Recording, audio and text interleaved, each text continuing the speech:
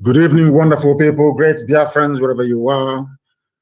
This very day, the 11th day of May in the year of our Most High Elohim 2021, the time now exactly 2 minutes past 7 p.m. in the evening in the holy and blessed land of Biafra.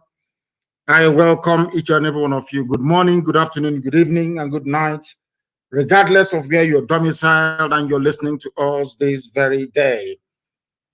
My name is Mazi Nnamdi Kanu. I am the leader of IPOB all over the world, the indigenous people of Biafra. I am the director of Radio Biafra and Biafra Television. And by the grace, very special grace of the Most High, Elohim Adonai El Shaddai, a servant of the wonderful people of Biafra. And as always, every outstanding protocol being observed, I urge you, please, to let those around you participate, even though they may be far from you. If you have an internet-enabled device, you should be able to listen to us. If you have a functioning transistor radio that has the FM dial on it in parts of Biafra land and some parts of Oduduwa and the rest of the zoo, you must also be able to listen to us. We are on satellite. We are on IPOB Community Radio app. We are on Radio Biafra. We are on TuneIn. We are on Simple Radio. We are on, just name it, we are there. We are also on YouTube, University of Radio Biafra. We are on Twitter. We are also on Instagram. People now prefer to listen to us via Instagram. A lot of people are flocking to that very platform. If you have not opened an Instagram account, try and do so. If you have not opened a Twitter account, try and do so, because we are also simulcasting on Twitter this very evening. If you go to my Twitter handle at Mazi Nnamdi Kanu, we are there live. If you also go to Instagram at Mazi Nnamdi Kanu _official, we are also there live and direct.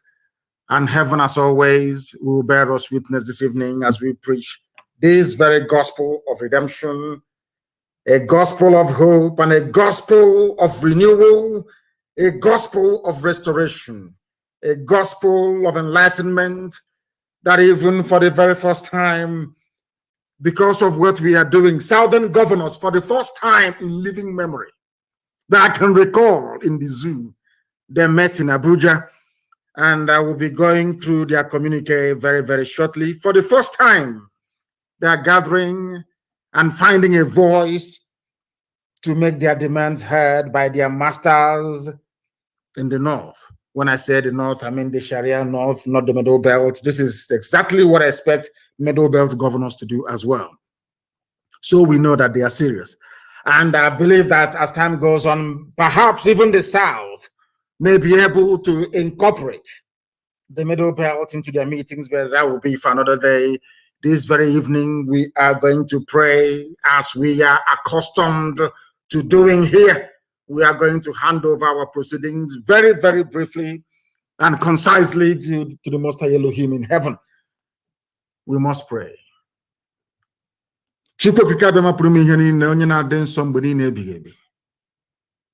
Onye anyị na-efe wee na-asọpụrụ mgbe niile, anyị na-ebuli olu anyị niile elu ebe ya nọ n'ụwa niile, nna nke ebere wee na-aja gị mma, wee na-eto gị, wee na-agọzi gị, onye dị nsọ mgbe niile ebighị ebi, onye ime eluigwe, onye ọ bụ naanị ya na-achị, onye ọ bụ naanị ya nọ n'oche eze elu ụwa wee bụrụ ebe ntụkwasị ụkwụ ya. Anyị na-arịọ gị, anyị na-aja gị mma, anyị na-eto gị, na-asị gị ezi nna pụrụ ime ihe niile, biko nye ụmụ gị ezi echiche na amamihe, nye ha akọ ma nyekwa ha uche, tinye ha n'ime mmụọ ha mmasị nke ụmụnne, n'ihi na mgbe niile na nwanne na-aka enyi. Ka anyị were ịhụnanya, ịdị n'otu, mmekọrịta nwanne na nwanne wee na-aga njem nzọpụta nwere onwe nke gị onwe gị dịrị anyị ka anyị wee gaa. Ma lekwa ndị iro nna nke ebere dị ngọzi, isi ga-ekpu ha niile n'otu n'otu. I can't see how we're going to stay maragi. Ebe okwu na anyị Mazi Nnamdi Ngozi. N'ihi na ọ ga-amasị anyị gụrụ mgbe bịa anyị wee too gị gọzie aha nsọ gị n'ihe ọma nke ị na-ebe n'ime ndụ anyị. Anyị wee na-asị na onweghị chi dịka gị. Onweghị onye ọbụla kere eluigwe n'ụwa ma ọ ewezuga gị nna nke igwe. Ma o nweghị ihe ọzọ ị ga-eji wee hụ anyị n'anya wee karịsịchaa anyị anaghị efe arụsị. Ọ bụ naanị gị bụ Chineke nna nke usu niile nke ndị agha ka a na-akpụ isi ala anya. Ya metụ gị n'obi nna ndị nsọ na anyị bụ ụmụ gị. Ya metụ gị n'obi na ala Biafra bụ ala nke gị. Ya metụ gị n'obi onye nwe anyị na Chineke nna ka i wee lekọtakwa Israel ka isi elekọta ya na mgbe agbanyeghị atụmatụ ụjọ niile nke ndị iro. Anyị wee na-arịọ gị ka ịhụnanya gị wee mụbaa n'ebe anyị nọ, ka iru gị wee chaa n'ebe anyị nọ, ka i wee gọzie ụmụ gị n'ụzọ pụrụ iche bụ ụmụ gị bụ ndị IPOB n'ụwa niile ndị tụrụ ugo, ezinụlọ nke iji aka gị wee hiwe, ka ọ ga-abụ na ikpeta mazụ site n'ihe ịrịba ama nke gị onwe ga-eme n'ime ndụ anyị. Ụwa niile ga-asị n'ezie na ndị dị etu a bụ ụmụ Chineke. Anyị wee na-arịọ gị ezi nna bi n'igwe ka i wee nara otuto, nsọpụrụ, ịja mma, mbuli elu na ikpe isi ala ugbu a na mgbe niile ebighị ebi. Ka anyị na-arịọ gị ise. Thank you very much. Some of you have corrected. Did I say Abuja? It was in Ahaba. They met in Ahaba, not even Asaba. Ahaba. As we have a Habimeni as well. Across Udimini Obaro, that some of you call, or should I say the white man named River Niger. We are here to preach this very gospel. This very news broke very, very late. It wasn't my intention to cover it, but we are going to dwell on it very, very briefly before we proceed to the rest of the items we have for you this evening. For the very first time in living memory, the Southern governors met in Ahaba. The real name is Ahaba, A-H-A-B-A, not Asaba. They met in Ahaba under the auspices of governors of Southern Nigeria. This is the first time I don't know if they have ever met before. If they have met, please try and enlighten me. I'm not sure they have ever met before. And why did they meet? Because of the raging agitation in Biafra land and also in Oduduwa land. That was why they met. For people, there are some people that will be saying, oh, what? I'm sure that nobody is even talking about what have they achieved, what have they done. But I just want to remind you, should anybody ask you tomorrow morning what you have contributed towards the advancement of the betterment of the lives of the people on the ground, you say to them, courtesy of what I have been doing, the Southern governors have now met for the very first time. And I don't know if some of you read the article in Guardian earlier today. Guardian is even carried it. Do you know that there was a particular governor from so-called South that did not want to come? Do you know that Fulani Janjaweed gave one particular governor, Bob, the listening device, to enter into the meeting with? And I'm sure that people have guessed right. You know who that very individual is. Darling Mrs. Anyway, but love is good. We'll get to that later on. He's in love. You know, when you're in love with somebody, there's nothing you not do for that person. You know how love moves people. He is so in love with his new partner, his new spouse, the new husband, that they gave him listening device, a bug. Tambuwal gave him a bug, a listening device to smuggle into the meeting, so that the Fulani Janjaweed will be somewhere in Kaduna, in Abuja, and in Sokoto listening to the meeting because of love. And who can blame him? Hey, love and one thing, love is very deep. Mrs. Tambuwal wanted to smuggle a listening device. Go, if you doubt me, go and read the article. It's in the Guardian newspaper today about this very meeting. They will tell you. But let me go. When people do something that is right, I commend them. If you do something that is wrong, we shred you, we condemn you, we bury you alive, if need be. Of course, with facts and figures. They met today, they deliberated amongst many issues that were tabled before them, or issues of concern that they felt they needed to address. And I'll read it for you very briefly. They affirm that the peoples of southern Nigeria remain committed. For the very first time, they're using the word the peoples of southern Nigeria, which means that all the nonsense being done by Tinubu and his cohorts is in vain. For the very first time, there has been affirmation that the South is actually one. Since 1914, this is the very first time that they are stating publicly in a communique that the South is one by the elected leaders, so to speak. For the purposes of our program this night, we may even call them leaders, because they did well. I must tell you the truth. Now, let us proceed. And before you, who brought them together in the first place? One is our agitation. Second is the unity and union, the bond between the East and the West. Between Biafra agitators and those agitating for Duduwa. They have tried everything to break us. They could not break us. They had no alternative than to come together. Do you see what consistency does? This is the benefit of consistency. Once you're consistent in life, good things will come to you. And I also commend our Duduwa brothers this very day for their resilience and their consistency. That is why, for the first time in a meeting, in a place, you have governors from the East, you have governors from the West, Igbo governors, Yoruba governors, of course, together, saying something that makes sense for the first time that I can even remember. The North, the Janjaweed will meet in Arawa House. They will take decision affecting the whole of the zoo, affecting everybody, and they ram it down your throat. You have to accept it. And where they found this courage, I have no idea. Maybe they are emulating what we are doing. They now understand that we have no fear before our enemies. They now understand that we are scrupulously clean, whiter than white and whiter than snow. They now have developed, or should I say, come to appreciate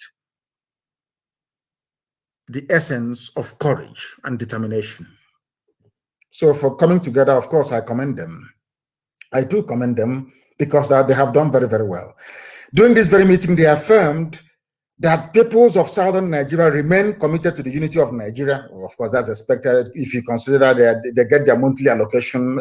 Everyone wants to go to Asorok, so they will say they want unity of Nigeria. But they want unity of Nigeria on the basis of justice, fairness, equity, and oneness, and peaceful coexistence between and among these peoples, with a focus on the attainment of shared goals for economic development and prosperity. English has no meaning. The latter part of what they have written here has no meaning because they've been saying this rubbish for very many years. Now, the second point on the communique states, observe that the incursion of armed herders, criminals, and bandits into the southern part of the country has presented a severe security challenge such that citizens are not able to live their normal lives, including pursuing various productive activities, leading to a threat to food supply and general security. Basically, they are warning Fulani, Janjaweed, terrorist headsmen, short for Miet Yala. They have now come out to say that they are concerned about the activities of Miet Yala. Consequently, the meeting resolved that open grazing of cattle be banned across southern Nigeria. In other words, if you see any cattle in any farm from tonight, anywhere in southern part of the zoo called Nigeria, you kill it. You are enforcing the law made, or should I say a directive executive order made by those that you claim you voted for to look after your affairs. They noted that development and population growth has put pressure on available land and increased the prospects of conflict between migrating herders and local populations in the south. Given this scenario, it has become imperative to enforce the ban on open grazing in the south, including cattle movement to the south by foot. Nobody should bring cattle into the south. In other words, Ruga is dead. Cattle highway is dead. Cattle path and cattle routes, they are all dead. From what they deliberated and came to conclusion to this very day in Ahaba. They concluded that anywhere you see Miet Yala with their cattle on foot inside your farm or anywhere, of course, in the East, you call Eastern Security Network, and we treat them the way we have been treating them. Why are they saying this? Because we took the bulls by the horn. We don't mess about all this nonsense they're doing, that rubbish. I'm not go to the rubbish. If we find you in the bush, you are bushmeat, you are gone. Both you and your cattle, you're finished. So now that gave them some liver to come out to say that we are now banning cattle movement. Number 4, we recommend that the federal government should support willing states to develop alternative and modern livestock management systems. And I wonder, why are you taking permission from the federal government? Was it not the Osun state or whichever state in the West, in Yoruba land, imported 250 pregnant cows from the USA? That one didn't, once they told the cow, you are now in Nigeria, the cow broke away from the crate. I wanted to run back to the USA. A governor was able to do it without permission. But these ones, of course, they have to bow to their Fulani masters. They are taking permission from the Fulani, their Fulani Janjaweed, as if to say that cattle herding, or should I say animal husbandry or dairy products is the exclusive preserve of Mietiala. That is why you're going to the government to go and look for excuse to start your own cattle ranch in your states, because you have agreed that nobody should enter into the cattle farming or rearing business unless you are a Fulani, unless you're Mietiala. Arrant nonsense, pure bunkum. That is where I fault some of the things that they have said today. This one doesn't sit well with me. It doesn't sit. Why do you have to ask the state, the Abuja, to allow you to have cattle farms, or should I say, rare cattle, where you come from? You don't need permission from anybody. It is food for feeding of the people, so you don't need permission from anyone. Now, listen, they said they have agreed to progress we have agreed that the progress of the nation requires that urgent and bold steps be taken to restructure the Nigerian Federation, leading to the evolution of state police, review of revenue allocation formula in favor of sub-national governments, and creation of other institutions which legitimately advance our commitment to and practice of true federalism. Once again, they're begging for restructuring. That's what they're asking for, but along state lines, because they are governors, because they know that if they ask for restructuring along the lines of region, vis-a-vis the Constitution of 1960 and 1963, somehow most of them will be out of a job. Do you see how parochial, do you see how selfish these people are? What concerns them is their office for them to protect it. That is why they are arguing for restructuring along state lines where you will not answer your name. Where somebody can say, oh, I'm from Rivers State, that has no meaning. I'm from Delta State, that has no meaning. I'm from a state that is named after a river, no longer the people. Because they know that if we ethnicize the identity of people in the zoo, our eyes, or the eyes of everybody, will open at the same time. They don't want to ethnicize it. What they want to do is to go with these same artificial boundaries, the same thing that the white man did. That is what they want to recreate. They want the entrenchment of the state system in the zoo in order for them to remain relevant and valid in office. And we are against that completely and totally. Now, these southern governors are recommending that in view of widespread agitations among our various peoples, here we come, we have now come into the play.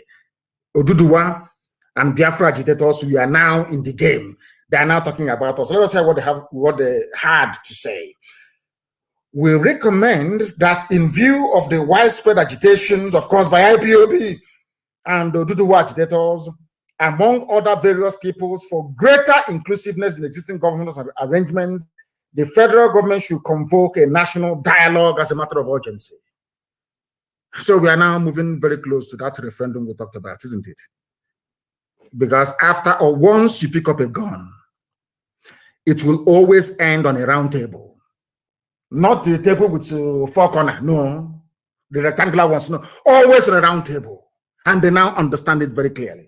They are now calling for national dialogue, if they have the clout, if they have the presence of mind or conviction to push these things through for their counterparts and their husbands in the North to agree to, is another matter altogether. But at least they have said it. And they must also be commended for it. They also recommended that in deference to the sensitivities of our various peoples, there is need to review appointments into federal, like federal character, that Fulani should not dominate everything. This is a very diplomatic way of saying that Fulani should not take over every sensitive security position in the zoo. It must also go to other ethnic groups as well. Now, this is one that I love very, very much. We have resolved to foster cooperation among the southern states and the nation at large. For the very first time, they are saying that the Igbo and Yoruba will work together. Izon is there, Ijo is there, Ibibio is there, Efik is there. For the first time since 1914. Some of you may be shocked. This is the only time since Lugard, that wretched Lugard, came into the zoo to turn us into wild beasts and animals. I'm telling you, this is the first time that southern protectorate you've been hearing about, this is the first time that their so-called leaders are meeting since 1914. Over 100 years ago. Over 100 years ago, this is the first time they're meeting. Imagine if they had been meeting all these years as their northern counterparts were doing. Do you know why they met in Ahaba? They met for the simple reason that the divide and rule tactics of the North is no longer working. They can no longer divide us. And where I should give credit, I won't hesitate to give credit. There's a group called Nzuko Mona, the ones that started this handshake across for us, because of course the boundary is not in Niger, it's in Igodomigodo. They started all this movement to try to unite the South. Nzuko Mona, they are called. They have been fighting for very many years. And I also give them credit because this is as a result of what they have been fighting for over the years. What Biafra and Oduduwa agitators did was to give impetus to this very thinking. That is why we are where we are today. For the first time since 1914, over a century ago, over 100 years ago, the leaders of the South are meeting to discuss something, should I say, issues of common interest. They have resolved now to cooperate. Let it not be that when your husband calls you now from the North, you start panicking and saying, I'm not part of it. I'm from the Southeast. I'm from South, I'm from Southwest. Once you maintain that united front, you are impregnable. Even if one stupid governor may be responding to what the husband is requesting from the North, once you are united and you're very, very strong, the Janjaweed will bow to you. These are the things you must understand and have that in mind. Now, they have expressed concern. This is where they now come to Radio Biafra. I want you to understand that this meeting today in Ahava is all about those that want freedom. And what we have been preaching on Radio Biafra for very many years, now it is sinking in. They pretend they don't listen, but everybody listens to what we have to say on this noble platform. I mean, absolutely everybody. They listen to us. And we are winning this very war of ideology and war of philosophy. Why am I saying this? The governors expressed concern on the continued gridlock on Oshodi-Apapa Expressway, which we have been talking about now for years, and the chokehold it has exerted on the nation's economy, being the sole outlet from Apapa Wharf. The meeting therefore recommended the activation and establishment of ports in other states of the Federation to create new jobs and promote socioeconomic activities in the country. What I have been preaching for very many years, isn't it? When I was in the dungeon in DSS, somebody came to me and asked me, what would you like to see done? And I said to them that you must open the seaport in Warri, open the seaport in Iguacha that the white man named Port Harcourt, open the seaport in Calabar, and allow Onitsha River Port to function. In fact, you can even go as far as building another one in Lokoja as well. I wrote these things down and I gave it to the federal government of Nigeria. When the Eastern governors called us for a meeting, I went to Eastern governors and I gave them the same thing. I never asked them for any money. I didn't ask them for anything. I didn't ask them to make my life better, to buy me a helicopter, to buy me a private jet, or to open an account for me in the Cayman Islands, stuffed with dollars. No, I asked them, I said to them that our people need employment. I said to them, go, the railways they're building in Nigeria today was my recommendation when I was in detention. I said to them, I'll give you this sound economic advice for free. But of course, they misused it. I said to them, if you go to everything I've been preaching for the past, I don't know if it's 7 or 8 years, it is there. Now, for the first time, they have agreed. They have come together to agree that Warri Seaport should be opened. Calabar Seaport should be opened. Iguacha, that they call Port Harcourt Seaport, should be opened as well. Now, do you understand it? Or I want all the intellectuals to understand how far we have gone. We always win. I said to all of you, in the end, we win. Just remain consistent. Do not waver. Do not move to the right or to the left. Remain where you are on the path of truth, justice, and honesty. Eventually, your ideas will prevail. And today it has prevailed. They are now asking for the creation of jobs and the promotion of socio-economic activities in the southern part of the damnable Zoological Republic. The meeting expressed concern on the economic implications of another lockdown on the country. Now they know. They now know. This is what I wanted to talk about this evening. Before this very news or communique was issued by the governors of the South, they are locking everybody down to stifle the economy, to move, harden the terrorists into the South, to commence the final onslaught, the final phase of the Islamization agenda of the Sokoto Caliphate. It's nothing to do with COVID. Absolutely nothing to do with COVID. They want to bring these people down to our land to commence the final onslaught before 2022, when they had hoped to overrun every inch of territory in the South on their path to the full Islamization of the damnable contraption we know as Nigeria. They do not want another lockdown, and therefore suggested greater coordination and cooperation between federal and state governments in evolving strategies for dealing with the pandemic. In other words, no, Yusuf Abubakar Mohammed cannot sit in Aso Rock anymore and issue directives saying, oh, we're in a lockdown. And what stupid lockdown? The Fulanis are using it to stifle us. Whereas the borders are open in the north.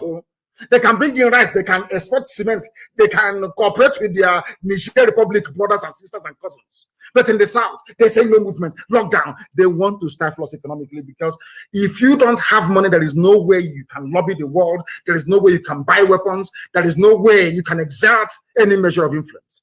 They want to be the ones handling the money alone. That is what they are planning to do. But I'm glad that the southern governors have come to their senses, or have realized that eventually, or at last, they must rise up to say something about this stupid, ridiculous lockdown that the Janjaweed Caliphate is proposing.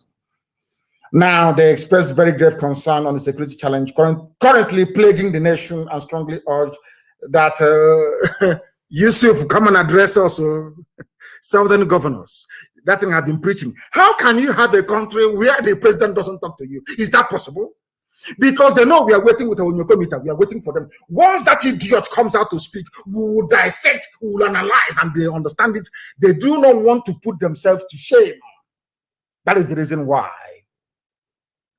he's no longer talking. Even the recorded ones you used to get once every 8 weeks, you're no longer getting it. Now the southern governors are saying to Aso Rock, please talk to us, so we want to hear from you, because they themselves are now convinced that Buhari is dead. They now know also that there is somebody in Aso Rock. Now they're asking him to come out to speak live to the people, and we know he can never do it, because we are waiting. We have recruited new scientists. There is no trick they will bring, no artificial intelligence. There is no deep fake video they will bring out now that will not dissect from top to bottom. From top to bottom.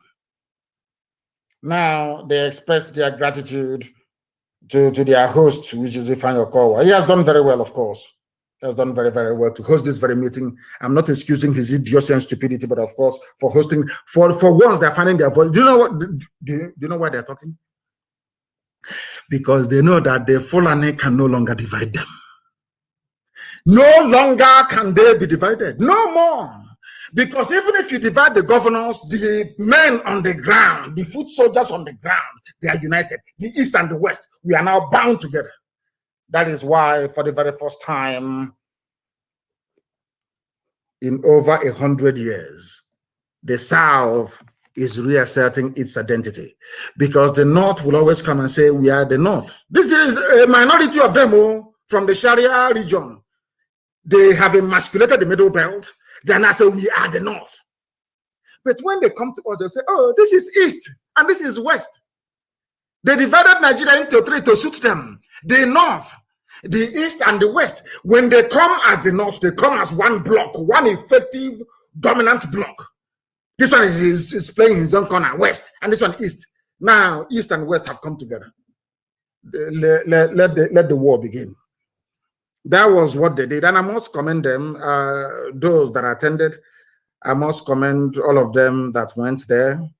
But I'm sure that let me see if Mrs. was there. Mrs. Where are you? I'm looking at the names of those that signed. Oh, Mrs. came. She came as well. Because when he's with Tambuwal, he's a she. Then when he comes out to snort cocaine and be talking rubbish, is a he. So the he, she, or she, he was there as well. Now we must preach. That was what they deliberated upon today. And we must understand this. One of the things they discussed was the lockdown. The lockdown declared yesterday by the federal government of the Zoological Republic. That people, Mrs. was there. People, of course, Mrs. After that, now maybe tonight she's briefing husband Tambuwal. You know what lovers do. Love is sweet. Oh. Have you seen their picture? How they are serenade. Hi. In fact, I said to my wife today that we need to try this type of pose and picture. It's so nice. We are going to do it very, very, very, very shortly. We are going to pose like that as well. Did you see Wike and Tambuwal? Hey, it's as if they just fell in love only last week. Such beautiful, beautiful picture. I liked it so much. I liked it so much that I had to comment on it. So beautiful. You can see, you know, when people are in love, there is nothing sweeter than love. And now, you know, that first 2 or 3 months, or maybe they're doing their own anniversary now. You can see how happy they are. And I wish them well, honestly. I wish he, and him well. They should live happily ever after. The lockdown declared yesterday by the damnable Zoological Republic is a ploy for terrorists to come into our land.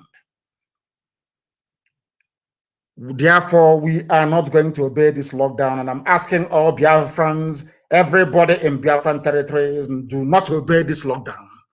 Let him come out and announce it himself. Garba Shehu and the entire Fulani cabal cannot be sitting down and writing garbage all the time for us to be adhering to. BVN, NIN, and all this rubbish. Let that dummy inside that rock come out and address the people to say to people, this is the reason why we are doing this. On a live televised address to the people. Not all that recorded mumbo, that rubbish that they trot out from time to time.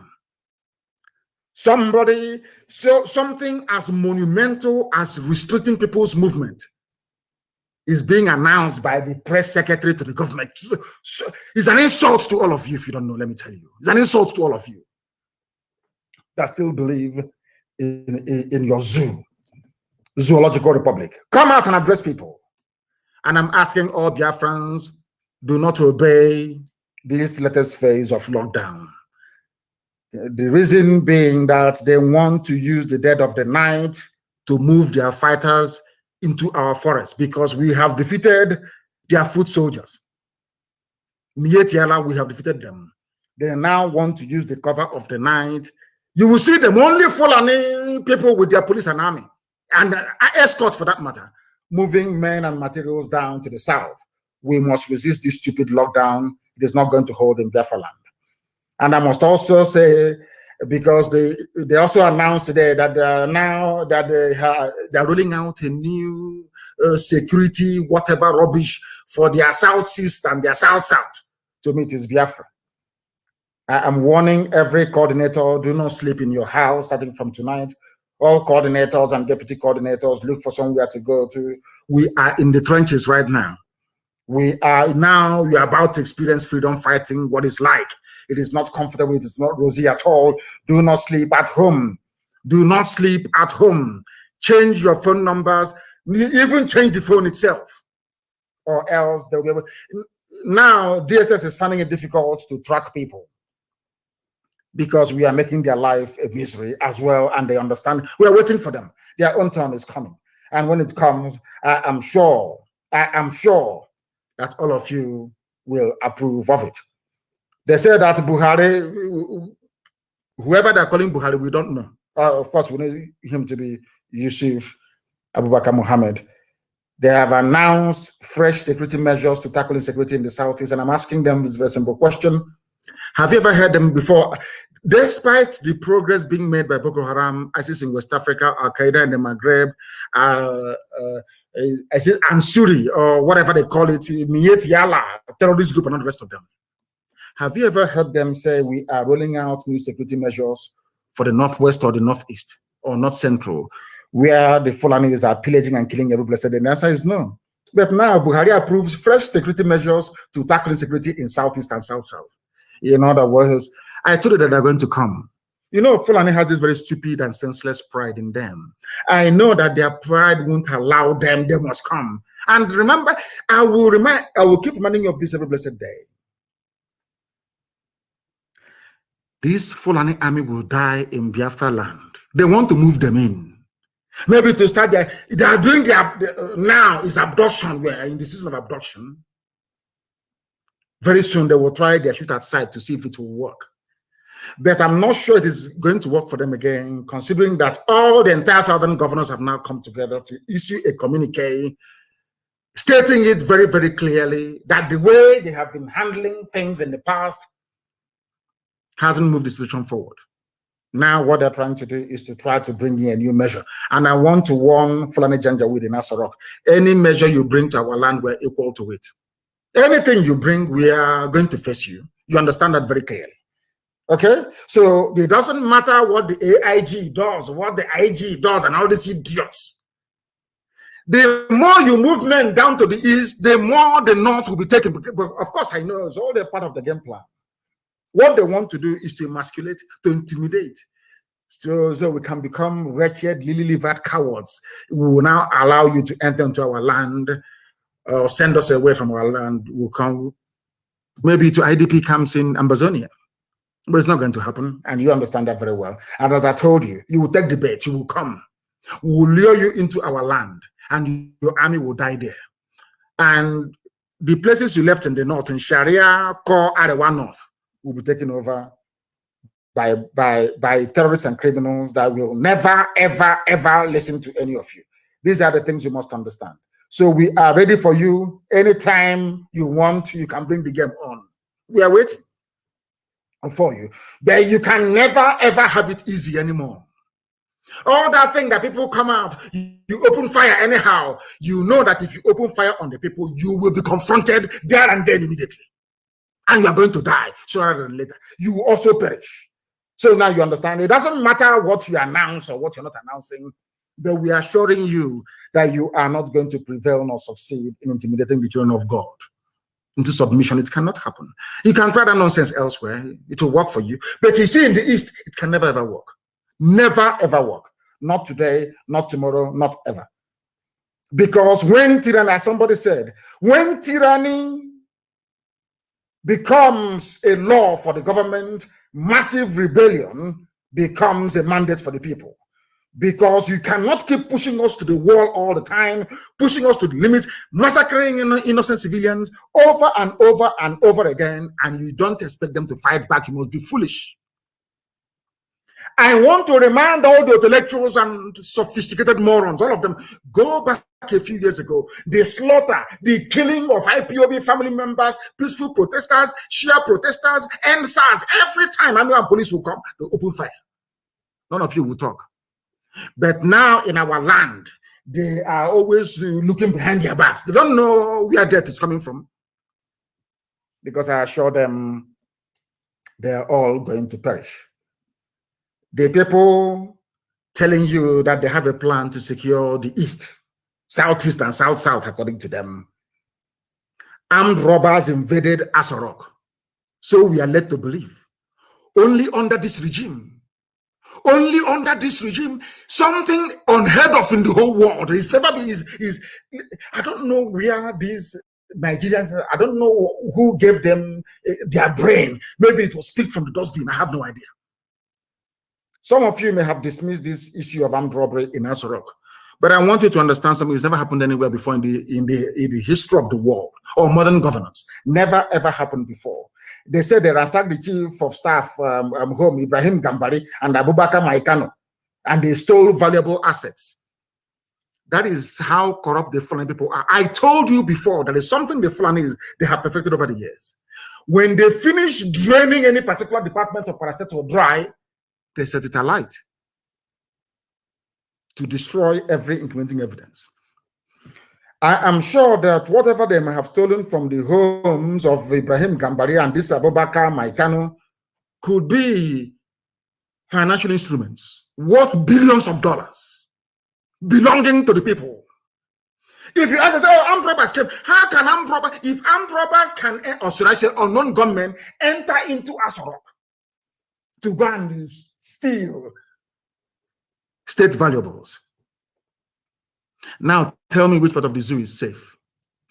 They did not sit down to say to themselves, let us look for a way to strategize and devise new security approach to Asorok to guard it. It's Southeast and South-South they're interested in the East, Biafra.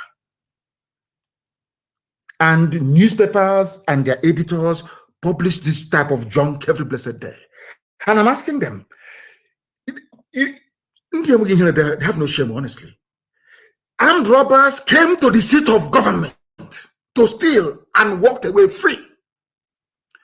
You shamelessly came out to announce that you are devising a new strategy for the East. You have not been able to devise a strategy to keep yourself safe inside Asorok. That is how they reason. It is supposed to be the most secure place in Nigeria.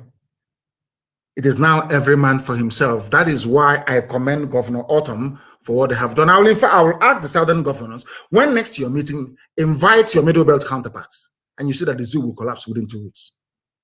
Not just collapse. All those things that you have been asking for, they will give it to you. That is why all of you must come to the fullness, or should I say, to the realization that you must, without fail, keep on doing what you're doing in terms of defending your land. You must defend your land. Look at people suggesting. I mean, can you go to, how can I put it, to a gate man in a hospital and ask them to administer any form of treatment because you found them at the gate? Because you found them at the gate of a hospital. These people, they're like gate men in a hospital. You are prescribing a remedy that you cannot even yourself inculcate into the plan to keep your own self safe. You're not safe, but you're busy dishing out directive to go to, we now have a new plan. I'm asking the IG of police, go and secure Asorok first. Go and secure Abuja, where children are no longer going to school. Go and secure Abuja first. Go and recover Medugri. Go and recover parts of Yobe. Go and recover parts of Zamfara from the same terrorists that you groomed before suggesting how peace can be restored in the East. If you want to use it as a cover to bring in your army, they're going to die there anyway. So there's no need. I will not stress myself on this. Bring them now, you're going to see. And I want to warn our Oduduwa brothers, and I made it very clear to the activists last night that the Fulanis imported a lorry load of arms and ammunition, and the containers were being escorted by the military last night, and they offloaded this very consignment somewhere in Oshodi. But I'll come to that later on. I will give you the full details of exactly what transpired. And that was why Tinubu said that we had planned to bomb Lagos, something that is undoable in a billion years. In a billion years. They think we are very good students of contemporary history. We know the history of the war. I know personally how people from the West viewed the move by Biafran army to go and capture the seat of power or to neutralize them. It wasn't even an army of conquest to conquer Yoruba people, of course not. It was heading straight to Dodan Barracks in those days to go and neutralize them. I know personally how my Yoruba friends have explained to me their trepidation and their fear over that very expedition led by Banjo then. We know. So we cannot try anything stupid. We can never, ever, ever, not on this earth, antagonize our Yoruba brethren. It's impossible. We can never do it. We meet all the time. We have meetings all the time. So how can we? Are you telling me that all those gallant men in OPC, all those gallant men all over Yoruba land, they cannot do any work? If we agree that they should go and start, disturbing those who are disturbing them, they have more than enough men to do it. More than enough to do it. We don't have to go there. But they lied as usual, as they always do. As they always do. As they always do. But in the north, what is happening? Some of you must be aware of what DSS is doing in and around Abuja. And do you also know that DSS, they also get a cut of the ransom? Are you aware of that? Do you know that the DSS or SSS, they should be properly referred to, do you know that they get a share from bandits? So Fulani people are not even happy owning all the oil wells, controlling the Ministry of Finance, controlling Asura, controlling almost everybody, controlling the defense budget. How many of you here are aware that the daughter of Abba Kyari is the one responsible for all Nigeria's investment abroad? It's called sovereign wealth. Investment in stock markets all over the world is the daughter of Abba Kyari. They control everything. Federal Inland Revenue, every source of finance. Finance minister is always Fulani. Even when you plant your joro, or you plant maize, or you plant cabbage or carrot, the same Fulani terrorists will come and destroy it, use it to feed their cattle, and kidnap you in the process. Even that little money you have made by selling maize or yam or cabbage or watermelon, you now use it to pay the same Fulani to release your child, release your father, or release your mother back to you safely. Do you see what is happening? And you'll be astonished.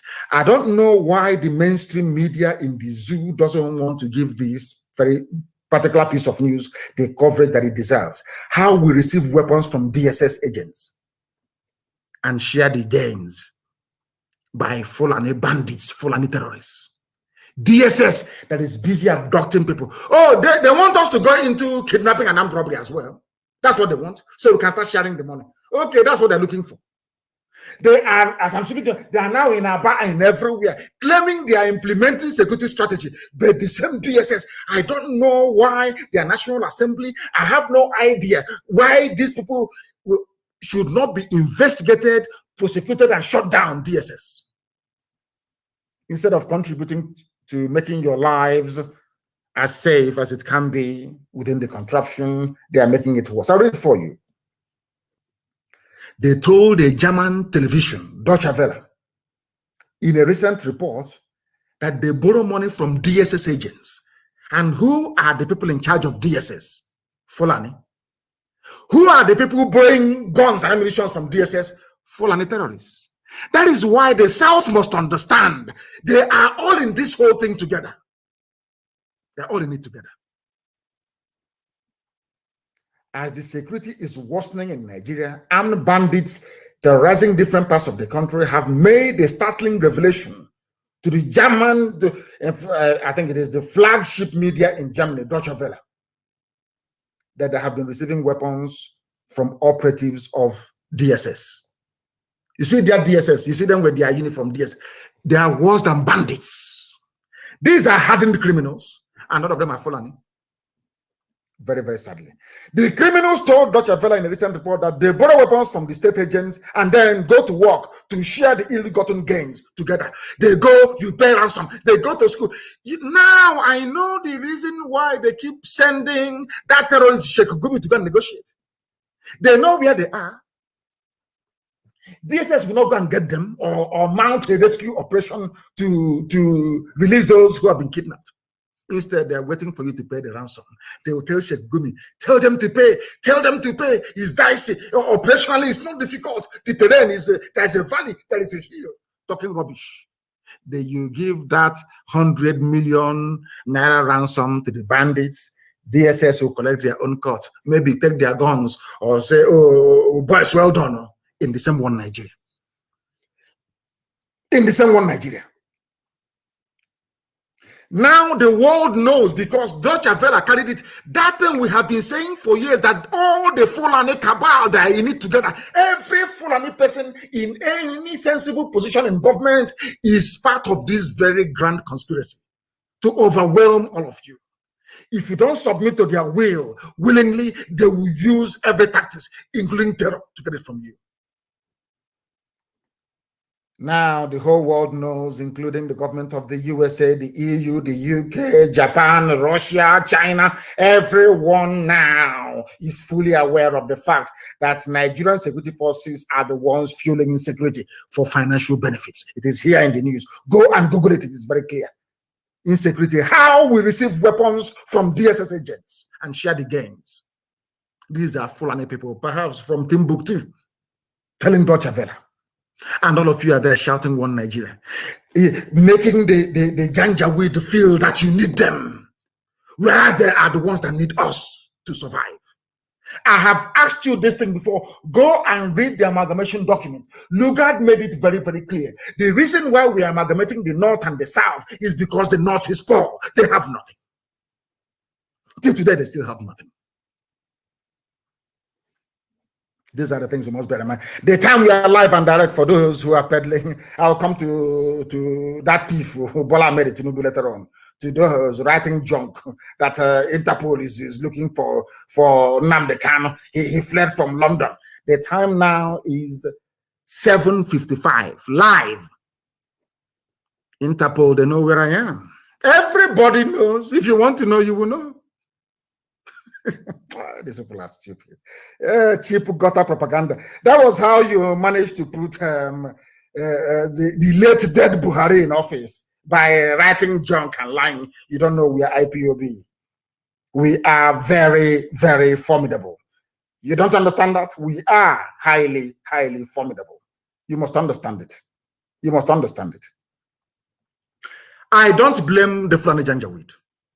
I blame those from the South. Let us believe that after this meeting today, that the Southern leaders, so to speak, or the governors in their various capacities, will now have the need to be meeting more regularly to articulate a common position and stand when it comes to the issue of governance within the damnable Zoological Republic.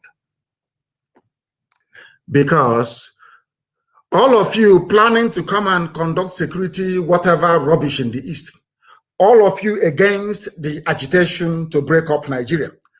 I want to also remind all of you that there was a time when the Fulani Janjaweed Caliphate inspired the northern peasants to rebel and revolt against the Nigerian state. They threatened secession. During that very period, the British government did not send their armies to go and kill all of them. Instead, it was Dr. Azikiwe. I don't want to say his first name because I share the same first name with him and it irritates me. It was Dr. Zikiwe that appealed to the Fulani Janjaweed not to secede from Nigeria in 1953. So when you hear a Malam, when you hear Al-Majri writing nonsense on Facebook, I want you to remind him or her, it was you people, the Fulani-controlled northern part of Nigeria, that planned to secede from Nigeria. This is not 1966 coup or anything. Before then, in 1953, the first people to ask to exit Nigeria is the Fulani Caliphate of the North.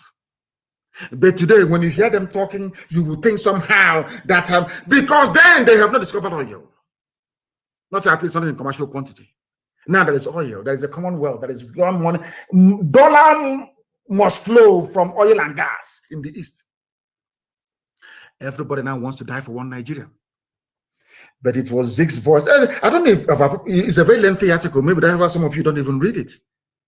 I think it was published by Guardian newspaper. Zeke's voice that voided planned secession by the North in 1953. It was Dr. Zikiwe that appealed to the North to stay in Nigeria. They never went to war.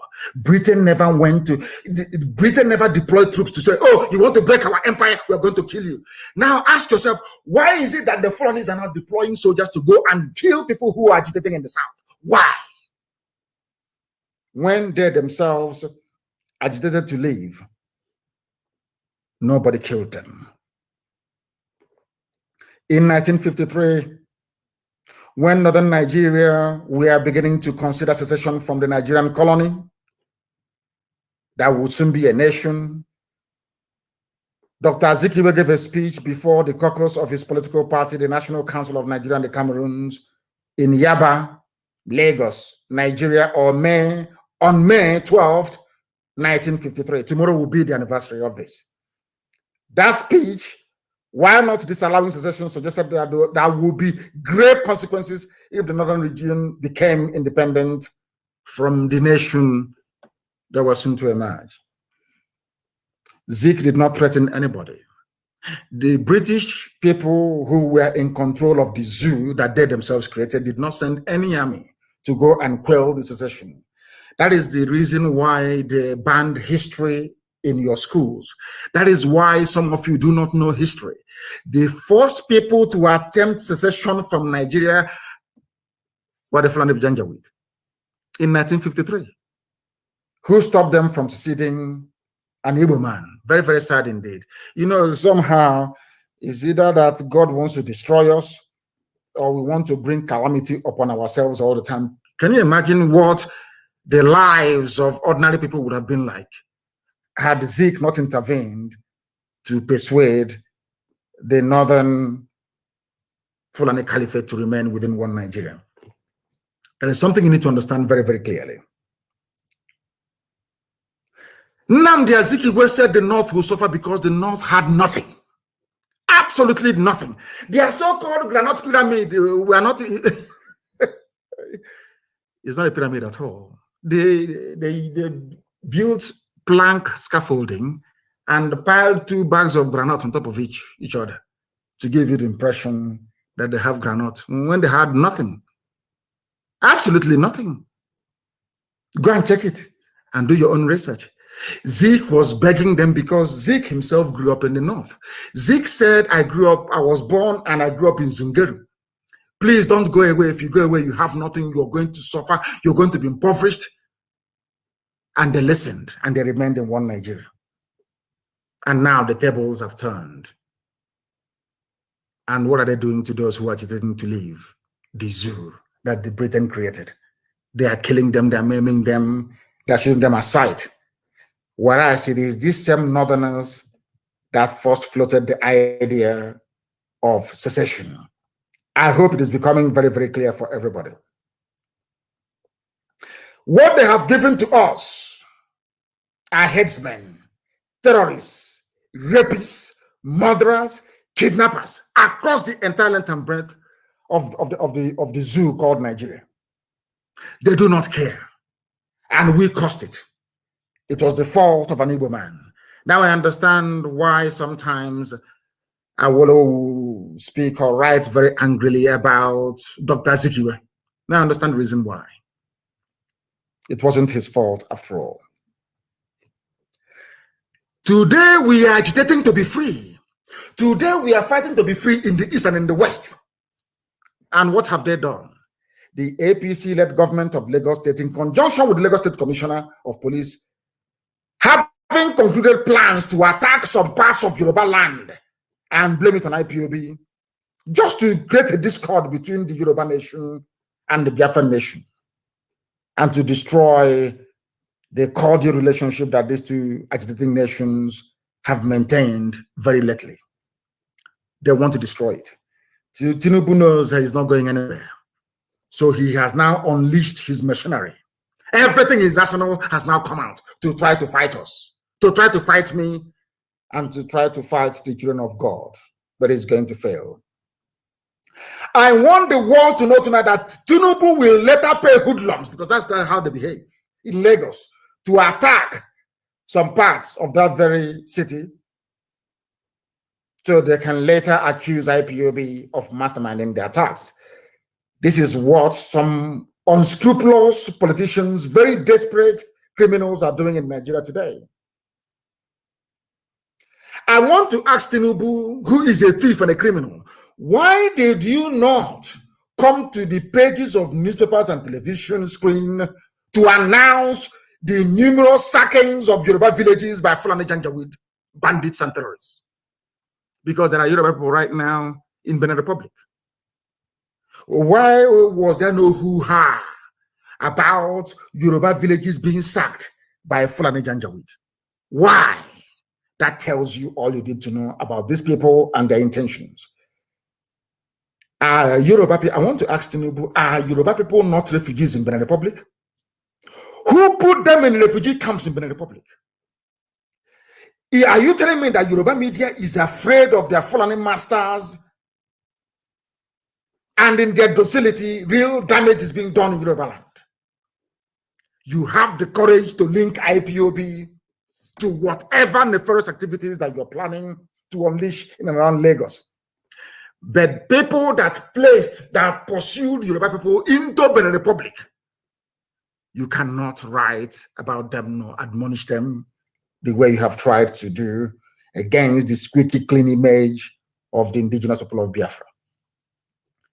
This is very, very sickening. It is a very desperate and psychopathic attempt by this very thief, this very gluttonous and insatiable criminal that will do anything to appease his Fulani overlords. The same man that introduced ethnicity and tribe into the NSAS protest, along with the same corrupt and satanic Yoruba media. They thought they were going to succeed. They tried it yesterday and it failed. Only one tweet, I tweeted, only one. The whole thing collapsed. And of course, when they were pursuing Yoruba Oduduwa activists, and they asked us to ask them, what do you have to say? IPOB is going to bomb Lagos. What do you have to say? They said it's a lie. Go and ask their journalists. All the people they call, all the heavyweights, frontliners in Yoruba land, they called all of them yesterday to condemn IPOB. They said, no, IPOB cannot do such. Nobody, in fact, from the South can do such a thing. It's impossible. They were disappointed. One tweet would destroy all their lies. That was why they came up with another one today. You know, they think if they keep writing all this junk, somehow they'll demoralize us. We'll say, oh, things are no longer going the way that we want it to go. When that one failed yesterday, they come up with the nonsense today. And now they cannot run away from London. He's wanted by Interpol. I have been telling you I want to go to court, international court, where the whole world, in fact, by the time we finish with that very legal process, if they see a Nigerian anywhere, they will spit in their useless faces. I'm telling the truth. If you don't know, let me make you understand. The same man who brought ethnicity into NSAS, they think, I told you, I warned all of you before. You know, that is why when people call themselves, oh, I'm a prophet, and now they say, I say you're a fool. I told you they will try ethnicity. They will try the use of force. It won't work. They will try ethnicity. It's not going to work. They are going to try religion. Those three things are in play in the zoo at all times. Those are the dynamics that determines where the wind blows in terms of political patronage and reward in the zoo called Nigeria. It was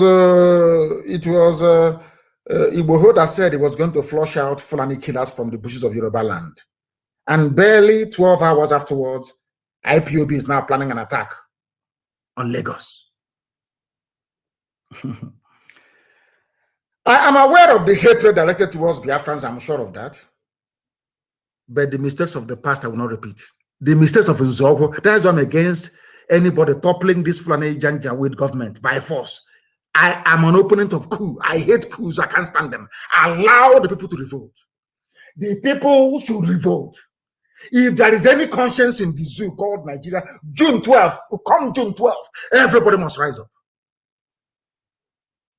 I want every ethnic group in Nigeria to deal with their own issues. That is why we cannot interfere in the issues raging in Yoruba land. And I wholeheartedly trust our Yoruba brothers, our brethren who are fighting for their freedom. I am begging all of you, please descend on these, your criminals, as we are descending on ours, and do it very, very quickly, because they are making your lives a misery. That second-class Muslim, PC, police commissioner in Lagos State, he's a Yoruba Muslim, but he cannot lead the Jumat prayers in the north.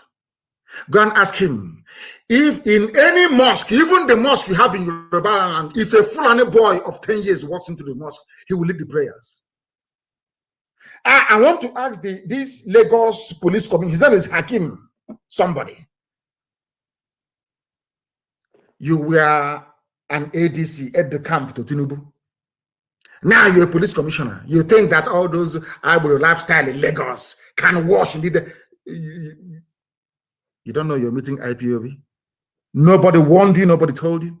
Do you think we're a pushover? You think that one stupid, ridiculous, misleading headline in the evening can shake us and we start panicking? You are in for a shock and a surprise, I'm telling you. You are a Muslim, you are a Yoruba Muslim. In Abuja, you cannot lead prayers in a mosque in Abuja when a 10-year-old Fulani boy is around. Even if there's no Fulani boy, a Hausa boy will lead that very prayer. You are a second-class citizen to them. You cannot lead a simple Juma prayer in any mosque that has a 10-year-old Muslim boy in it. But you're busy disgracing yourselves on the streets of Lagos by mouthing your usual garbage and rubbish all the time. But this time around, they failed spectacularly to divide us. They wanted to drive away between Oduduwa and Biafra. But the era of divide and rule is gone because Yoruba youths have understood that their politicians are evil. That their tactics is to keep them in bondage. Talking about one Nigeria, amassing wealth and fortune for yourselves, while the rest of the population are busy dying in vain. For whoever is against our freedom is against God Almighty in heaven. And I believe that nobody can challenge you. So Biafra is coming. It doesn't matter what you do, it is coming. As I said before, you know, to pick up a gun to defend your right to exist as a human being, to pick up a gun to defend your right to exist as a human being is like losing your virginity. You don't get it back anymore. So we are going to keep defending our land until they give us referendum. That is not that way. That is not that way.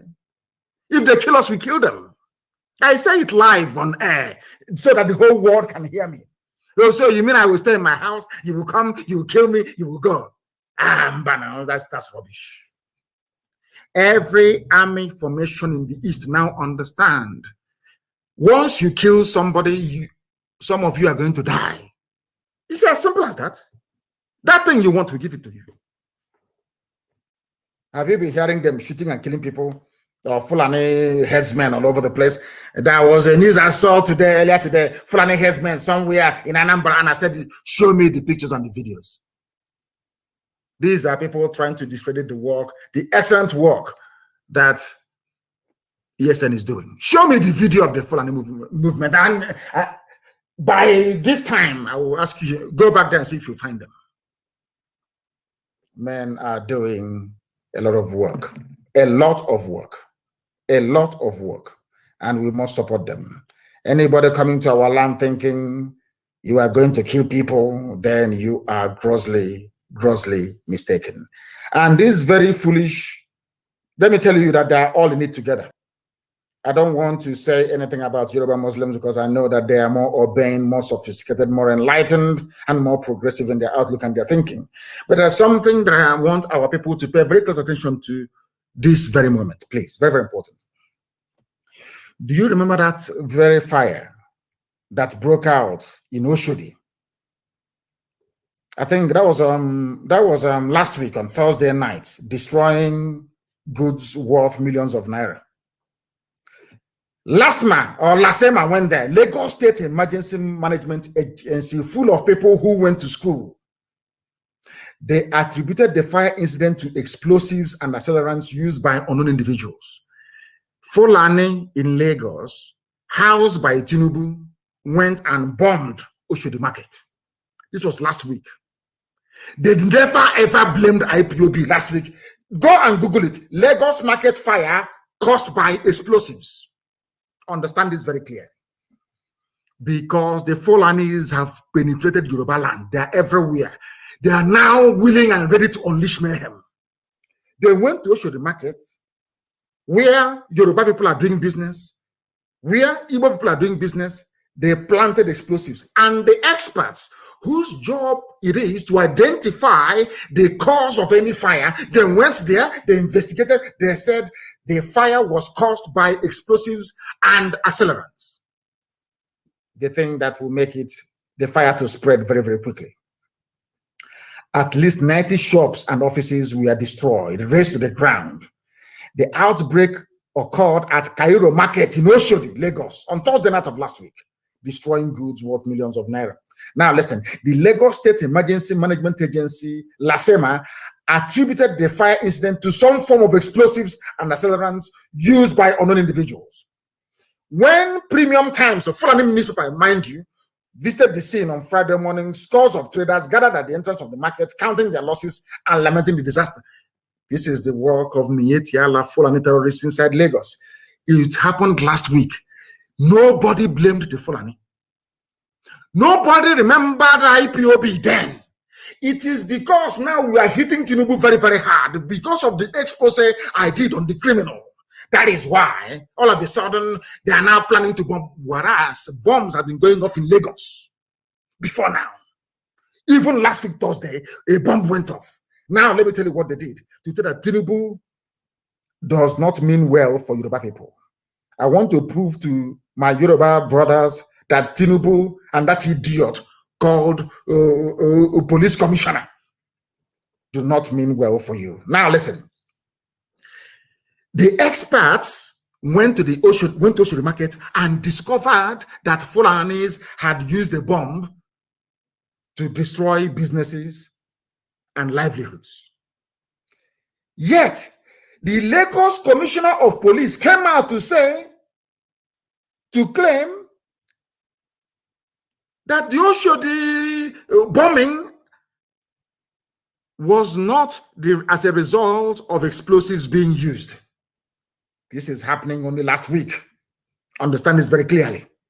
The experts went there and said, Lasema went there to say explosives were used. This same police commissioner now accusing IPOB of wanting to bomb Lagos said, oh, no. The explosives weren't used. Lagos State Police Commissioner of Police, Mr. Hakim Odumoshu. I'm reading the news for you. All this I'm telling you there in the news. Go and Google it. Lagos State Commissioner of Police, Mr. Hakim Odumoshu, has dismissed rumors of fire incident at Cairo Market in Oshodi as being caused by explosives. Odumoshu, who conducted an on-the-spot assessment, he just went there and said he did not go with any any form of equipment or detection apparatus to determine if the explosion was caused by a bomb or not. He just visited with his men and said it's not a bomb because they are part and parcel of it. Tinubu and this his boy, Odumosu, they are part of the gang bringing terror into Yoruba land and looking for who to pin it on. Experts, remember I read before, experts went there and said the explosions were caused by explosives and accelerants. Police commissioner, without any training in detection of explosive devices, went there and on the spot, he just came out of his healer's van or truck and said, no, I'm here to debunk the news. It's not explosives, that explosives weren't used. Do you understand? A police commissioner, only barely 4 days afterwards, miraculously, IPOB is planning to bomb Lagos. But who bombed Oshodi Market last week? The idiot cannot tell us. Or what caused the fire then? He cannot tell us. Because himself and his master Tinubu wants to drive a wedge between what Tinubu is counting on is that the votes from the West and the votes from the North, because they will say he's a Muslim, will now propel him to Asorok. Because they have decided that no Christian is ever going to preside over the affairs of the zoo. In fact, it is in the Hadith. Some of you don't read Quran, but I read it very well. And the commentary, which is Hadith, the lives and the lives and words of the Prophet. It's called Hadith. Go and read it very clearly. It's there. No non-Muslim should preside over a Muslim state. So what they want to do is, after 8 years of Janjaweedism, they give it to a Yoruba Muslim for 8 years. After that, it goes back to the north for another 8 years, to another Muslim. Then it comes to the middle belt for another 8 years. Do you see the game they're trying to play? Do you understand it very clearly? This man is part and parcel of those bringing terror into Yoruba land. Odumosu, who conducted an on-the-spot assessment of the damages at the market on Friday, May the 7th. An explosion happened on Thursday. They went, inspected it. The Lasema people, this fool went on Friday, May the 7th, and said that they have not discovered any bomb. How can you discover the bomb exploded now? he's an learned officer of the law. He went there after the explosive device must have gone off to say, I did not find any, because it has exploded already. You cannot find it. He said, I could not find any bomb. How can you find any bomb when the bomb has already been detonated? I can't understand these people and how they reason. And luckily, if you see how God works, luckily for us, nobody pinned this very dastardly act on IPOB. Imagine if they had said IPOB did it last week. Can you imagine? Can you just imagine? These are the things that people must understand and come to terms with. These are the people that you are calling your security agents. He's like a DSS. He's like DSS. Very sad indeed. Very sad indeed. Very sad indeed. That is how the zoo works for you. Imagine they have pinned it on IPOB last week. Imagine what would have happened. Imagine what would have happened. By now, there'll be destruction of goods and services. Some people who are not aware of their plans will begin to think that somehow IPOB is behind it. Do you see how God works for his children? Explosion happened. Experts came and said a bomb was used. He came and said no bomb was used. After 4 days, he's now accusing IPOB of planning to launch a wave of attacks and bombings of people's properties in Lagos. How can we do this? Such cowardly act is impossible. We cannot do it.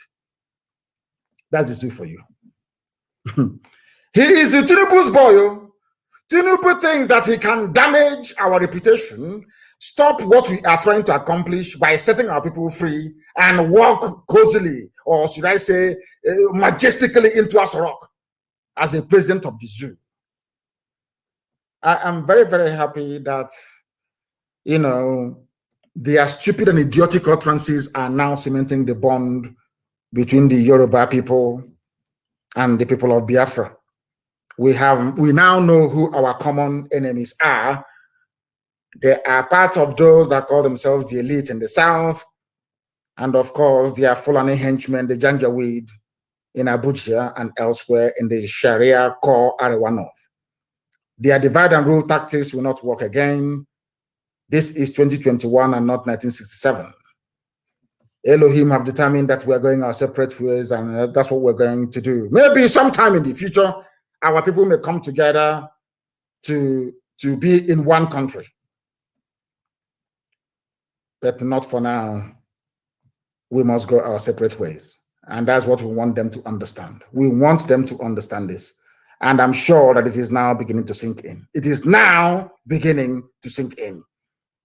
This very man, very, very sad indeed. Very, very sad indeed. What Tinubu is doing is highly regrettable and extremely sad. Highly regrettable and sad.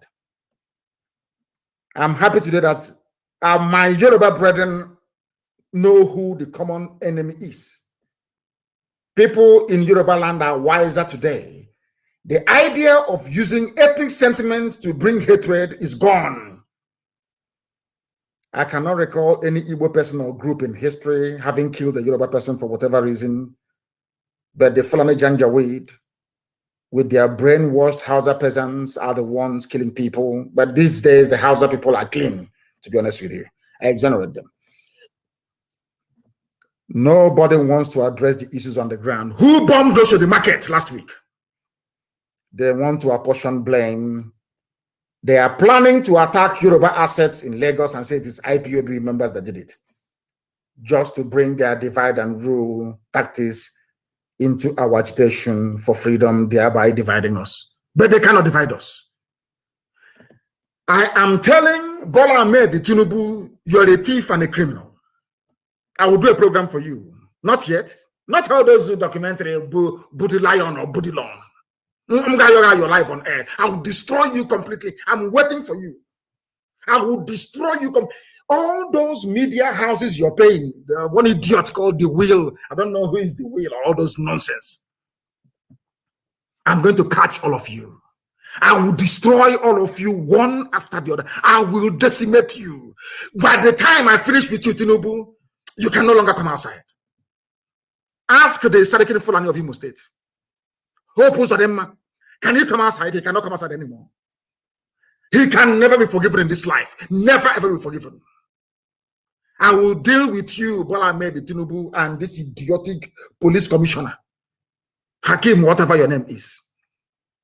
In your next life, you'll be afraid of IPOB. You don't know who we are. You want to go back to your old, dark, evil, wicked ways. We are not going to have it. Lagos is not Biafra land. Lagos belongs to Duduwa land. IPOB cannot attack Lagos. We are not a terrorist group for information. Lying against IPOB is in vain. That was how you lied during NSAS, because you want your money to be flowing. I felt very, very sad and sorry for those that bought into your ethnic jingoism and all that rubbish. You want to try, because it worked during NSAS. You think it's going to work again. People are now wiser. People are now wiser. And I remember that Alhaji Mrs. Medinat Oladimeji wrote very movingly about some of your sophisticated morons in the West. It's not my job. It's for you people to deal with them at the appropriate time. But anybody who rears his ugly head or her ugly head to try to disparage what we are doing, you get it from me. Tinubu, you're finished. You can never smell us rock. You are gone. I will do program for you every two days. Any day you come out to announce that you're going to play, I will decimate you.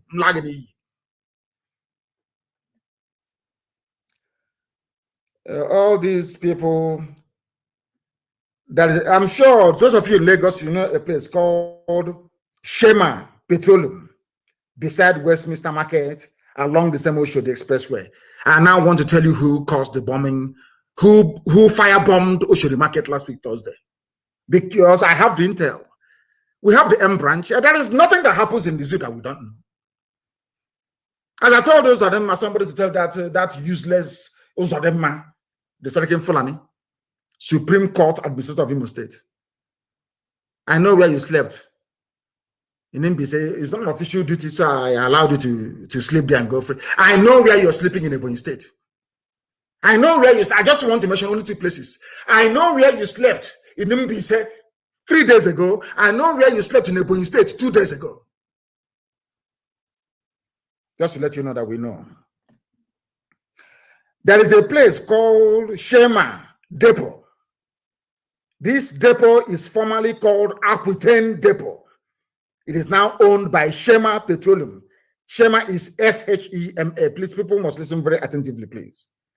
It is beside Westminster Market along Oshodi Expressway.